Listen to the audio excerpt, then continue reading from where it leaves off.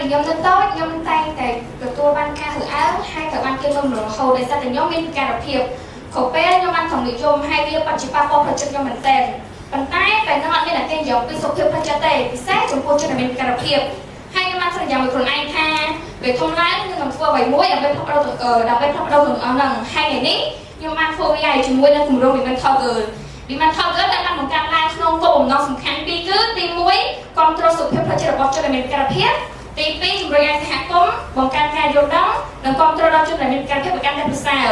ហើយដើម្បីសម្រេចគោលបំណងនេះទីMental Girl បានធ្វើសកម្មភាពពីរធំៗគឺទី1អភិវឌ្ឍនៅក្នុងពិភពប្រសាទ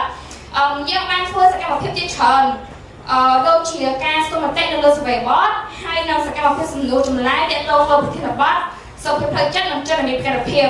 យើងធ្វើសកម្មភាពនេះឡើងដើម្បីឲ្យអ្នកចូលរួមបង្កើនការយកចិត្តទុកដាក់យល់ដឹងនិងគ្រប់គ្រងដល់ជនដែលមានពិការភាពឲ្យកាន់តែប្រសើរហើយអ្នកចូលរួមក៏បានសរសេរសារលើកទឹកចិត្តដល់ជនដែលមានពិការភាពផងដែរហើយតាមរយៈសកម្មភាពហ្នឹងយើងទទួលបានអ្នកចូលរួមរហូតដល់80នាក់ចូលមកដល់សកម្មភាពទី2យើងបានធ្វើសិក្ខាសាលាមួយដែលមានឈ្មោះថាការស្វែងយល់ពីការថែទាំផ្លូវចិត្តនិងបង្កើនការយល់ចិត្តយើងទទួលបានអ្នកចូលរួមចំនួន37នាក់ហើយក្នុងនោះមាន12នាក់ជាជនដែលមានពិការភាពអ្នកចូលរួមបានរៀនពីរបៀបក្នុងការថែទាំផ្លូវចិត្តខ្លួនឯងតាមរយៈការធ្វើលំហាត់ដង្ហើមនិងសមាធិរបៀបក្នុងការសង្គ្រោះបច្ចុប្បន្នដល់អ្នកដទៃហើយនឹងជាពិសេសនោះគឺពួកគាត់បានពិភាក្សាគ្នាដោយផ្ទាល់ជាមួយជនដែលមានពិការភាពដើម្បីបង្កើនការយល់ចិត្តគ្នាទៅវិញទៅមកតាមរយៈសិក្ខាសាលាមួយនេះបងដែលមានពិការភាពបានប្រាប់យើងថាគាត់ធ្លាប់ចូលរួមក្នុងសិក្ខាសាលាជាច្រើនហើយជាទូទៅគេនិយាយទៅពីសិទ្ធិរបស់ជនដែលមានពិការភាពទេហើយនេះគឺជាលើកទី1របស់គាត់ដែលចូលរួមក្នុងសិក្ខាសាលាដែលនិយាយពីសុខភាពផ្លូវចិត្តរបស់ជនដែលមានពិការភាពហើយថែមទាំងមានការរួមបញ្ចូលទាំងជនដែលមានពិការភាពហើយនឹងអត់មានពិការភាពមួយគ្នាទៀតក្នុងនោះដែរ85%នៃអ្នកចូលរួមបានបង្កើនការយល់ដឹង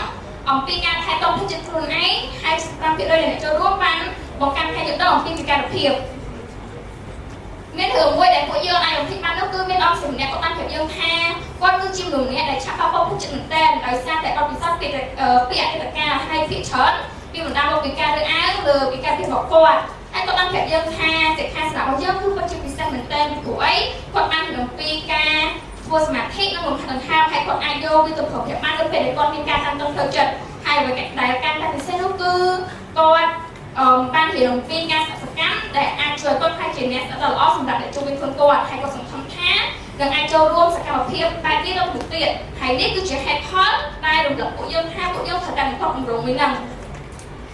ក្នុងការធ្វើគម្រោងមួយហ្នឹងវាអត់ស្រួលណាស់នេះសម្រាប់ពួកយើងដោយសារតែកង្វះបទពិសោធន៍ហើយនឹងពេលវេលាប៉ុន្តែបញ្ហាទាំងអស់ហ្នឹងបានបង្រៀនពួកយើងកាន់តែរឹងមាំហើយនឹងធ្វើការយល់ដឹងប្រកបដោយប្រសិទ្ធភាពយើងក៏សូមអរគុណដល់ដៃគូសហការទាំង3ដែលបានចូលរួមសហការជាមួយពួកយើងផងដែរពីមិនថយកើនឹងមិនបញ្ចប់សកម្មភាពផងហ្នឹងទេពួកយើងនឹងបន្តសហការជាមួយដៃគូដើម្បីបង្កើតជាយុវវបណ្ដុះសុខភាពផ្លូវចិត្តដល់ជនដែលមានពិការភាពហើយនឹងសហគមន៍របស់គាត់នៅតាមខេត្តហើយនឹងតំណែងវិស័យនេះហើយពួកយើងនឹងបង្កើតជាក្រុមគ្រប់គ្រងសុខភាពផ្លូវចិត្តដល់ពួកគាត់ដែរហើយមិនថែមតែប៉ុណ្ណោះពួកយើងនឹងផ្សព្វផ្សាយសកម្មភាពរបស់យើងនៅលើបណ្ដាញសង្គមដើម្បីឲ្យវាកាន់តែមានភាពទូលំទូលាយដើម្បីជាផ្នែកមួយក្នុងការគ្រប់គ្រងគម្រោងមួយនេះពួកយើងបានបង្កើតសៀវភៅ Journal Reflection Book មួយដែលមានឈ្មោះថាថ្ងៃនេះខ្ញុំឲ្យគោលបំណងនៃការបង្កើតសៀវភៅហ្នឹងគឺយើងចង់ឲ្យមនុស្សមានពេលវេលាក្នុងការស្ដាប់ចំណេះចំណងជាមួយអារម្មណ៍ខ្លួនឯងហើយនឹងបង្កើនការយល់ដឹងអំពីខ្លួនឯងកាន់តែប្រសើរលក្ខណៈពិសេសនៃសៀវភៅហ្នឹងគឺយើងបានបង្កើតឡើងពីសារលើកទឹកចិត្តដល់ជនដែលមានពិការភាពហើយមនុស្សគ្រប់គ្នាអាចគ្រប់គ្រងវាបានអ្នកទាំងអស់គ្នាគួរតែមានវាម្នាក់មួយនៅក្នុងដៃពីព្រោះអីវានឹងអាចផ្នែកជាមិត្តម្នាក់ដែលយល់ចិត្តហើយនឹងចាំស្ដាប់គ្រឿងអ្នកទាំងអស់គ្នាជាប្រចាំហើយវានឹងជួយឲ្យអ្នកទាំងអស់គ្នាកាន់តែមានការអភិវឌ្ឍខ្លួនហើយនឹងលូតលាស់ផ្លូវចិត្តស